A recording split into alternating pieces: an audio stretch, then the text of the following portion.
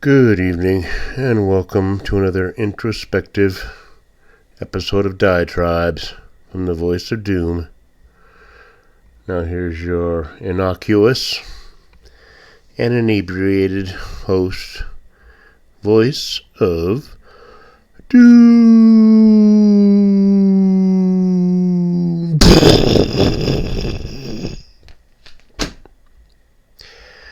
Alright. The only reason I'm doing this is because I haven't done a diatribe in a while, and I'm sure my fan misses me. So, for they's sake, I will do that. I have a few fans, but I'm not getting any kind of response to my channel after 550 videos in 5 years. It's gotten nowhere. But I have seen a few other brilliant website YouTube channels that also are going nowhere, and they have good insight, so I feel like I'm not alone. And it's annoying that I keep seeing videos and commentaries and the wags and the touts saying what I've already said over the last 4 or 5 years. They're finally catching up to me, and the reverence of stupidity. I talked about that years and years ago. How idiocy is to be, sought after. To be as stupid as you can is your main goal. But I've been watching a few things. My life is just, you get to the point where you're glad that the computer, the little dot up there at the top, can see everything you're doing so they can feed you advice. I'm happy about that because at least I get some outside advice and guidance about where your life is and what you're doing. And it's like, okay, you know all about me. I don't know how these people took these little chips to be able to delineate your life, and they feed me exactly what I want to see. It's impossible. It's alien technology. It's gotta be. But when you're at a point, it's like, I need to be active. I need to do stuff. I need to be proactive. I need to accomplish stuff. I need to create stuff. But really, I really want to relax. I don't want to be bothered, and I don't want to drive anywhere, and I don't want to have to be anywhere on time. And I don't want to wait on people, and I don't want to have to worry about why their food isn't coming out right. And the whole 9 yards of the slings and arrows and 1,000 cuts to which this mortal soul is, subjected to. The 1,000 natural cuts. It's living. It's like, I need to live because life is beautiful, life is precious. And you can't just take your own life. You can't just say, I want to end it now, to be or not to be. So you keep on going. And you realize that you got to do something to make it, have meaning. I mean, yeah, maybe you could be happy just, I'm making enough money, I can just drive to work, make $70 or to $120 a day in tips, and make a paycheck every week, 2 weeks, to where I can live. And then it's like, how long am I going to do this? Winter, spring, summer, and fall, all you have to do is call. I mean, it just goes on and on and on. Summer's going to be over, then it'll be fall, and then I'll rake the leaves, and then it'll be winter, and there'll be snow all over the place. And as you can see, I'm in an existential dilemma about whether or not it's worth it going on. Of course you have to go on. Well, I'm going to have to try to do something different, try to do something that's worthwhile that I can be, proud of. Just something, I don't know. You got to have volition, you got to take action. And sometimes you're too tired in the daytime to take action, and you just want to sleep until you have to go to work. And you work, and then you sleep. And it gets a bit monotonous when you don't even have a wife to nag you or a kid to give you all kinds of trouble because he's living on the streets. To make life interesting. So I've been introspective. I still keep up on politics, and I know that the end is near, but it's probably going to happen so fast that people won't be ready for it. I can see a lot of different scenarios and sequence of events that would mean that we're not going to be in the kind of a society that we're used to in about 6 to 12 months. But I've been saying that for years. And a lot of doomsayers and a lot of survivalists have been talking about the end of times and how everything's going to, shit's going to hit.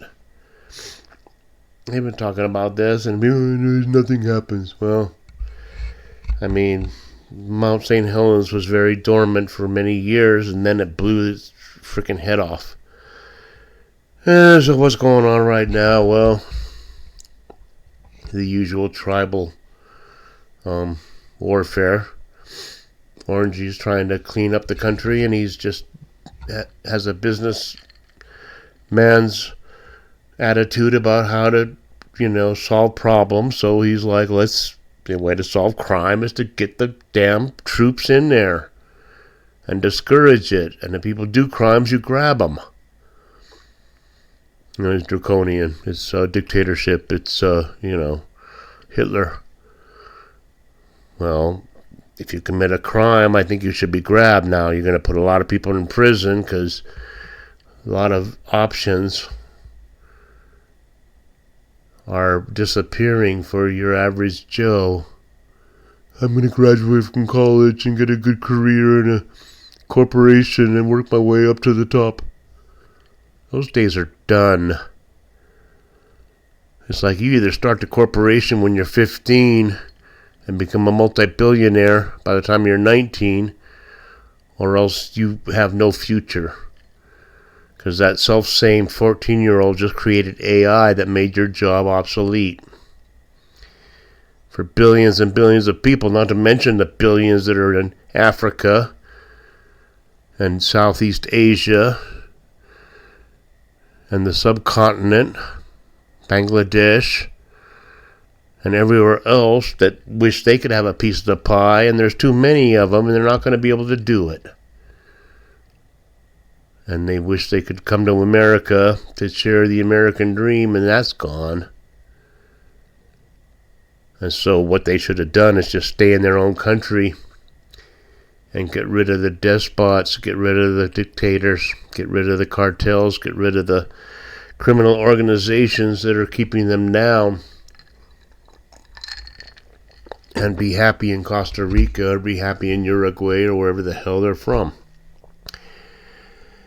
But, the bottom line is AI. I didn't think much of it a few years ago, and now I'm thinking more of it because I realize that they can use that to replace everybody, including women. Why would you want a nagging wife who's going to get older and older at your side for a lifetime when you could buy a robot and have that as a companion who's going to be very compliant and fulfill the needs that you want? So there you have it. We're done. I mean, we're not going to make it 2 or 3 more generations, obviously, for all kinds of reasons. They've manipulated our diets. They've manipulated our psyches so that being heterosexual, a procreating man and woman unit to create more life is more and more rare. And I think if they had their way, they'd make the alphas and the geniuses only be able to procreate, a la Brave New World, which they didn't even procreate. Just genetically engineer the best people and make them happy to be who they are. I'm happy to be a pro. I enjoy working 50 hours a week and having my soma at the end of the work week. Whatever. I mean, we're getting to that point. Israel bombs a hospital once and says it was a mistake and then bombs it again. Now, those are the kind of optics that don't make it easy to solve problems on a global political, socio-political warfare front. Because I think that they're being too passive about it. I think that Israel should have just obliterated Gaza with bulldozers across the whole place right away. But they're pussyfooting around, and now they're bombing hospitals, and it makes them look bad. Because they bomb them once and say it was a mistake, and then they bomb them again.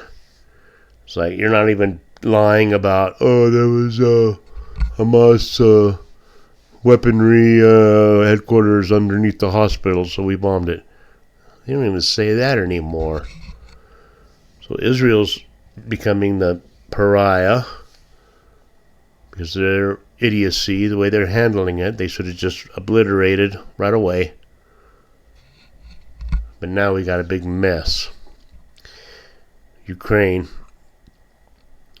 Putin. I mean, 1 million people have died.